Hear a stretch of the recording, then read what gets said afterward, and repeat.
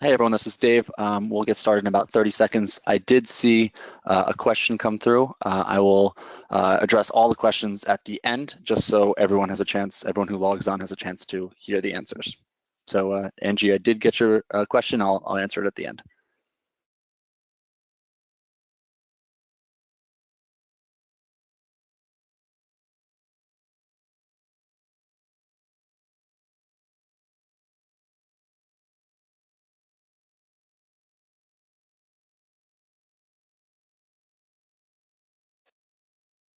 Okay, well, thank you everyone for attending. As I mentioned, my name is Dave Carter. I am the Director of Business Development here at CommonBond, and I'm going to talk to you today a bit about how to pay for your MBA.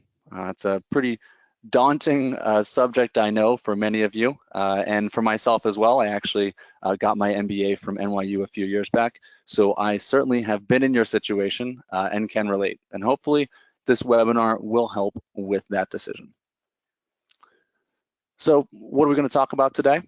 First, we're going to talk about how much the MBA itself will cost, and I hope the numbers don't surprise you, but they did to me, so it can be expensive, which leads into the next piece, which is how I'm actually going to pay for this massive bill. And then finally, we're going to talk about what my options are if you need to take out student loans. So first off, I just want to come off and say congratulations if you have gotten into your dream MBA program or any MBA program. That's a huge accomplishment. That I like to joke, that's half the battle. It's the 2 years that you spend in your MBA program are a phenomenal time, and I know that you guys have likely spent a lot of time and a lot of effort trying to get into one of the MBA programs. And so if you have gotten in, congratulations, well done. For me, that was the hardest part of my MBA program, was getting in. So congrats, and you're looking forward to 2 years of really great learning with, in my instance, a lot of great people, a lot of great relationships, and it's a lot of fun as well, which is awesome. So now that you're in, let's talk about how you're actually going to pay for your MBA. And I hope this isn't a surprise to any of you, but business school can be expensive. You can see here, here's a list of 15 or 20 MBA programs. All of these ones you may or may not be familiar with are in the 100 to, call it 180 range. And the unfortunate thing is there's a whole nother page here. So you can see that anything from BYU goes from about 90,000, which is the cheapest on this list. And then you can see Yale School of Management down at the bottom at 187. Then we're going to the next list, which is UVA starting at 187 all the way to UW, University of Washington, at $243,000. That is a lot of money, and it's something that you really need to consider very wisely how you pay for that, and if you pay for all of that. Because, and to talk about what I'll talk about in a little bit, there are ways where you can get people to help you out, and I highly suggest doing that. That should be your #1 priority before you go to your MBA program, is finding out how to help get someone else to help you pay for it. So question is, what makes up that total cost?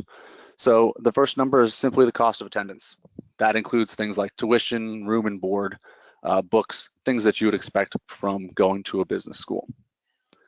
After that are once-in-a-lifetime expenses. I know that when I was at NYU, I actually went to multiple places. I went to San Francisco on what they considered a tech trek. It was a great program, but it cost $2,000 or $3,000. And then my MBA 2-year, I took a 2-week trip to Singapore, and that was phenomenal. It was a bit expensive though, and so those are some considerations when you're looking at your MBA programs. Think about, am I going to have to travel? Am I going to get to travel, I should say? And how much do you think those will cost? And pull that into kind of your cost of attendance.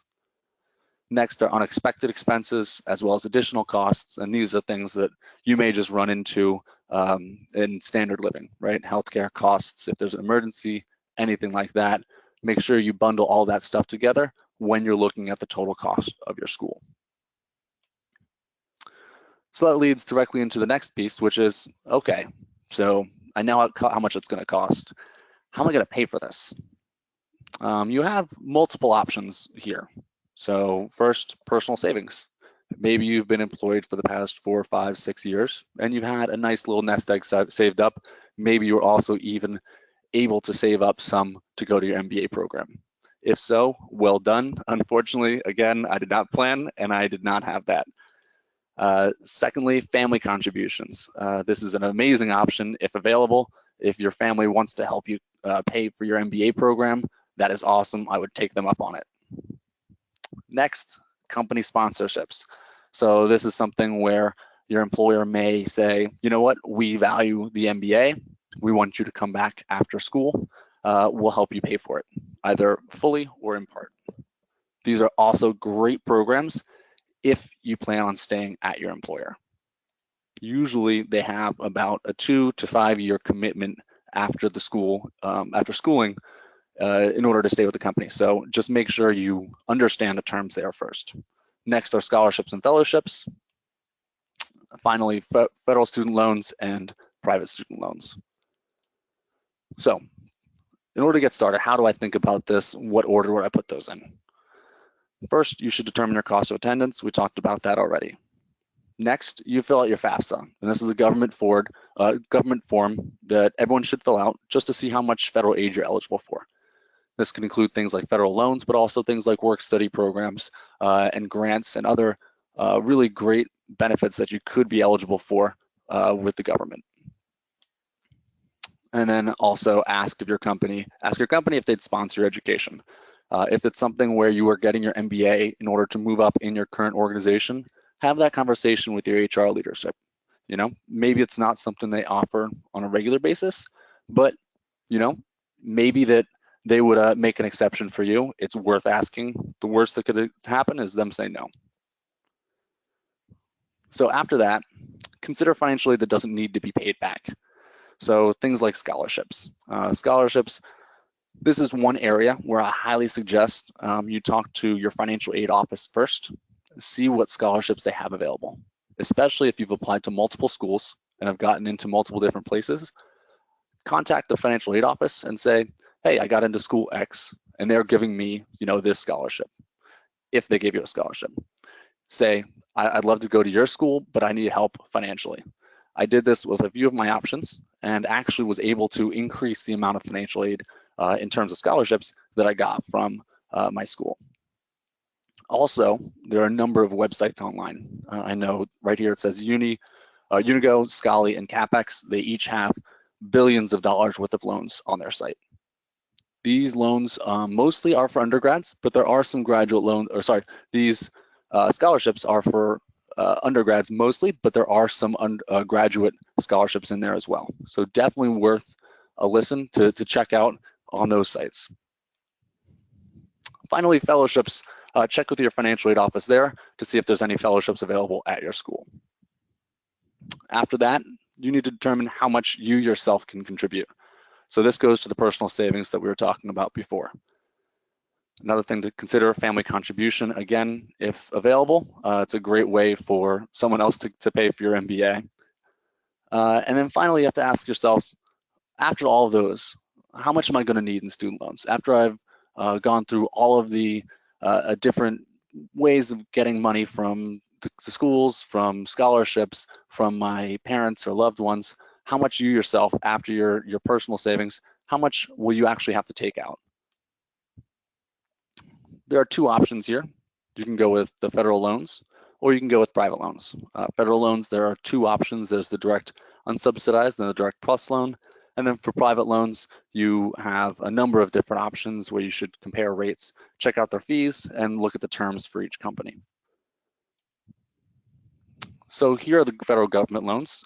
This basically splits up into the first $20,500, which is the direct unsubsidized. So if you're borrowing $20,500 or less, you would only be getting the direct unsubsidized loan.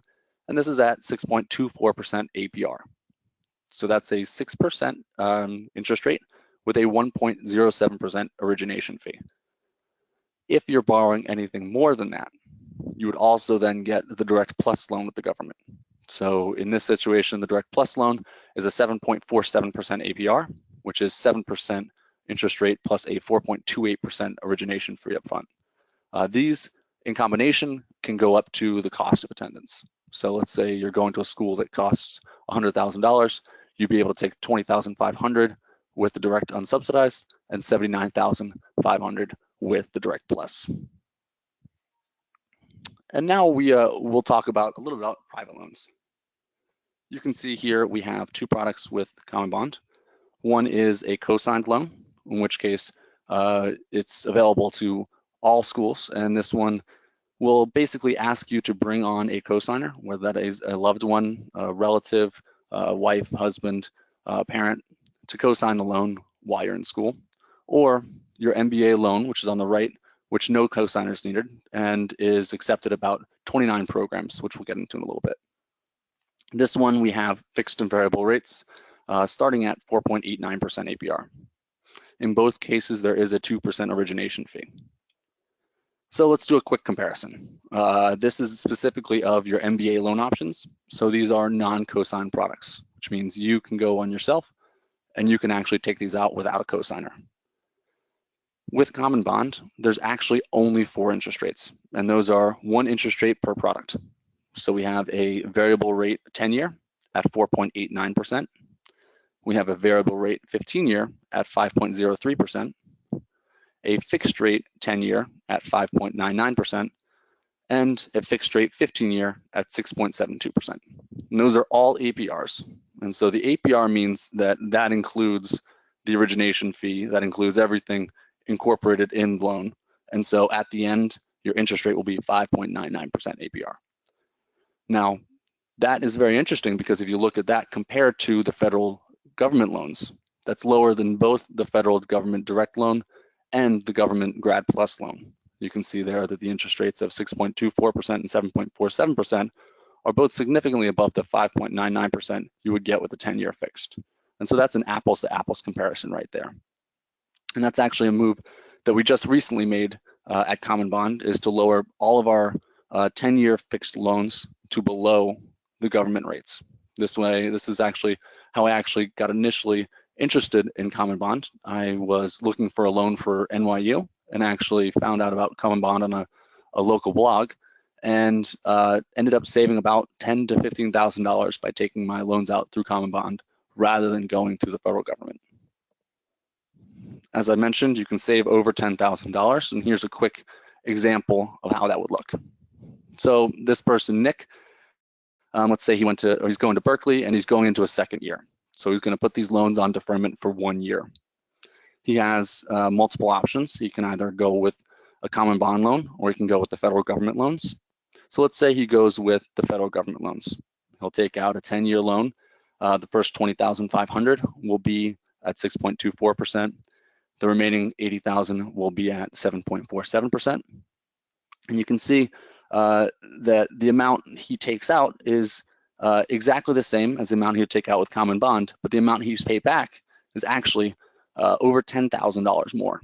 You can see that the amount of interest that accrues on a CommonBond loan is around $41,000. The amount of interest that accrues on the government loans is about $51,000. And this is a huge amount of interest, and that is another thing to take into consideration when you're looking to take out loans. Interest does accrue while you're in school. And so if you're going to take out a lot of student loans, just know that that interest is accruing throughout the entirety until you start actually your payment. And then the interest obviously accrues during that, but you're also making payments. So one option, if you are, say, working during school, is to start making payments on your loans early. You can always do that. You can either make interest-only payments, you can pay a fixed amount a month, or you can do lump sum payments throughout. That will just help reduce the costs.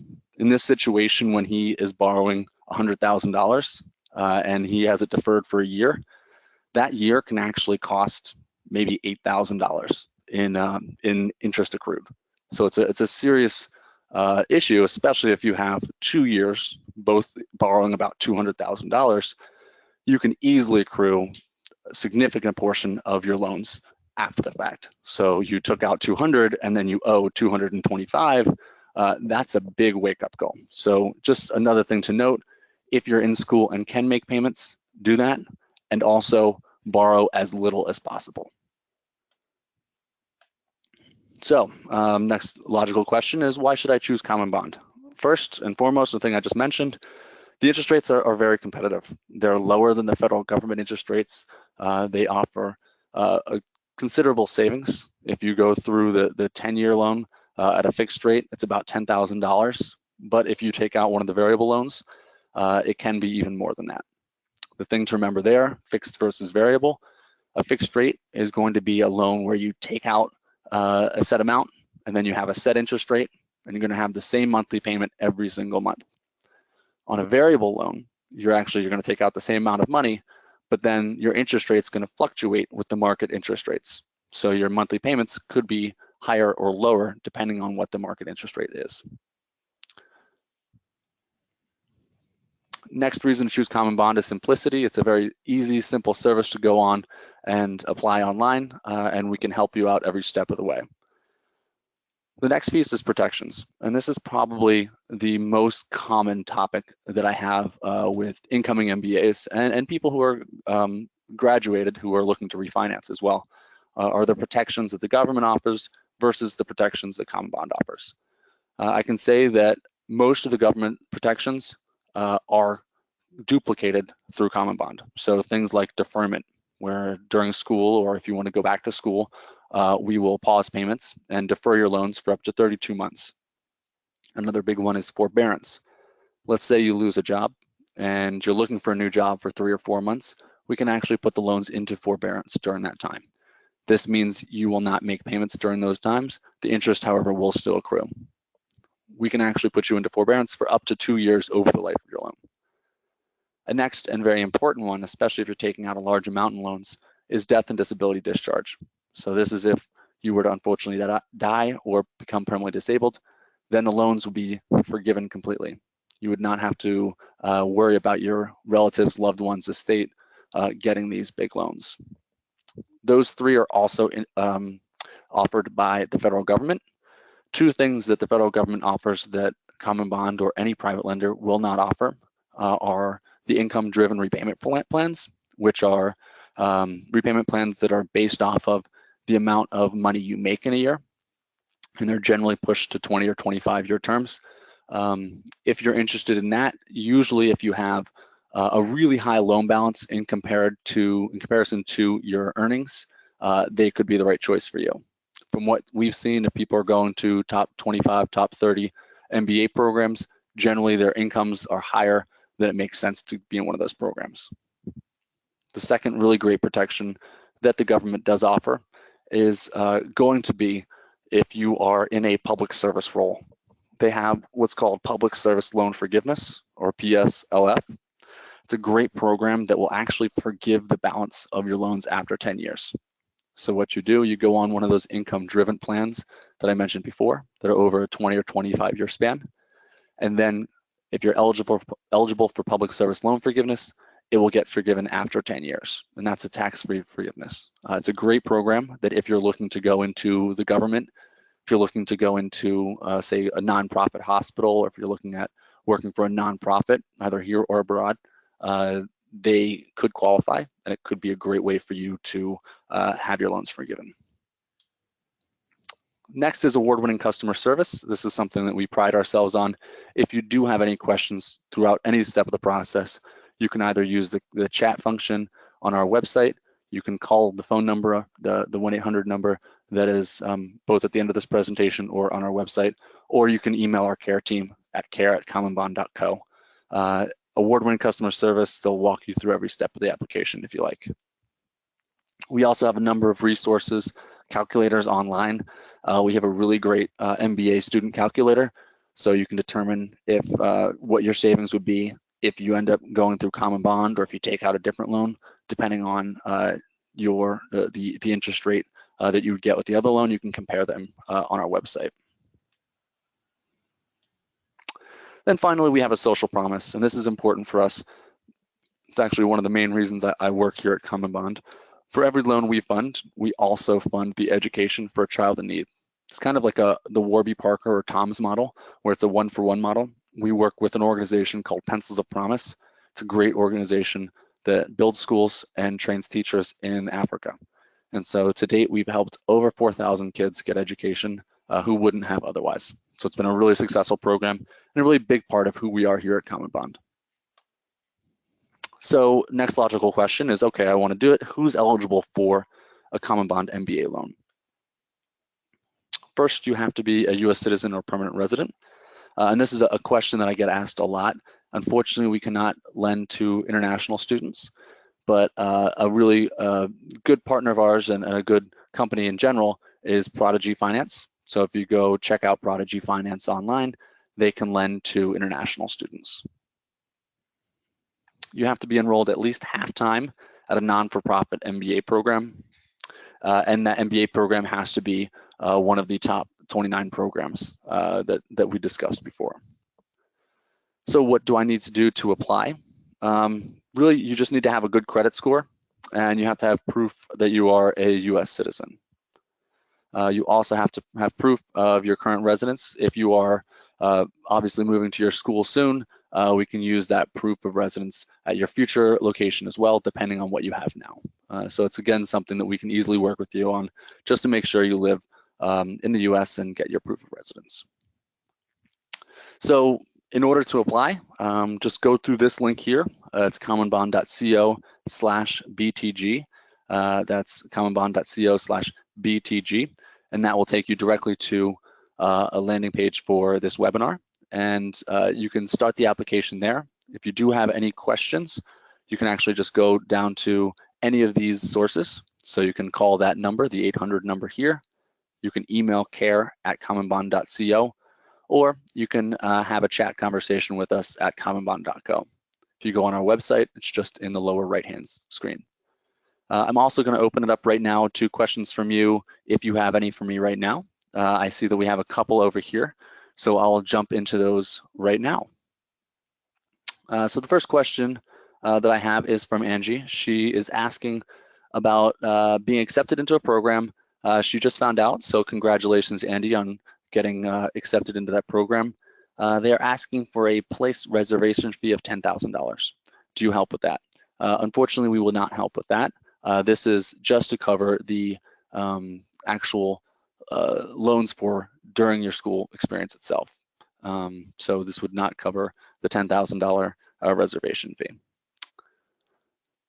Another question is, does the FAFSA cover financial aid in Europe? Very good question. It does not cover anything outside of the US. So the FAFSA is just for funds that you would get from the US federal government. So that is the last of the questions I have here. I can open it up for another 30 seconds or so and see if we have any more questions come in. I see a question from John right here. John is planning on attending school in 2 to 3 years. What should you be doing now? I've heard about some corporate savings plans for grad school. No, it's a great question. So right now, you absolutely should be putting money away and work with your employer. If your employer is offering some sort of savings plan for grad school, absolutely talk with them about it and determine if it's something that'd be right for you. Also, now is a great time to look into schools that could offer you some scholarships and take that into consideration when you're looking at schools. A great time to determine, what would be the right school. And just from a personal note, I would suggest going around and visiting these schools, talking to people who have gone there. But from a budget perspective, it is a great idea to start saving now for school. So if you have 2 to 3 years of putting away a couple $100 a month, that'll go a long way in actually helping fund your education, which then will help you on the back end, because then you won't be coming out with nearly as much debt.